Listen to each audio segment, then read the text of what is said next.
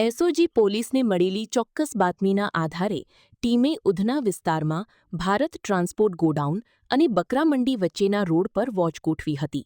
દરમિયાન શંકાસ્પદ રીતે ફરતા શાહરૂખ ઉર્ફે 7 હારૂનને પોલીસે ઝડપી પાડ્યો હતો. આરોપીની તલાશી લેતા તેની પાસેથી એક રિવોલ્વર મળી આવતા પોલીસ પણ ચોંકી ઉઠી હતી. એસઓજી પોલીસે હથિયાર કબજે કરી આરોપી વિરુદ્ધ કાયદેસરની કાર્યવાહી હાથ ધરી હતી.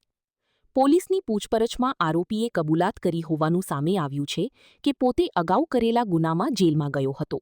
જેલમાંથી છૂટ્યા બાદ કોઈ વ્યક્તિ અદાવત રાખીને તેના પર હુમલો ન કરે તે માટે આજથી આશરે 8 થી 10 મહિના અગાઉ એક વોન્ટેડ આરોપી પાસેથી ₹15,000 આપીને રિવોલ્વર ખરીદી હતી. આરોપી પાસે ગેરકાયદેસર હથિયાર ક્યાંથી આવ્યું અને તેનો ઉપયોગ અગાઉ કોઈ ગુનામાં થયો છે કે કેમ તે સહિતના મુદ્દે એસઓજી પોલીસે વધુ તપાસ શરૂ કરી છે.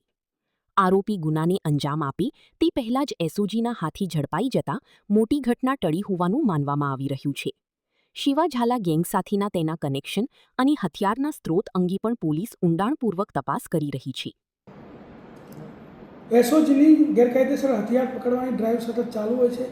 એના અંતર્ગત શિવા ઝાલા ગેંગનો સાગરીત શાહરૂખ ઉર્ફે 7 હારૂન શેખ કે જેણે 2022માં ઊન પાટિયા ખાતે અખ્તર શેખનું મર્ડર કરેલ અને તે પોતે ગેરકાયદેસર રિવોલ્વર રાખતો હતો તે હકીકતને ધ્યાનમાં આવતા એસઓજીએ ગઈકાલે આર્મ્સ એક્ટનો ગુનો ઉધનામાં દાખલ કરી તેની ધરપકડ કરી છે.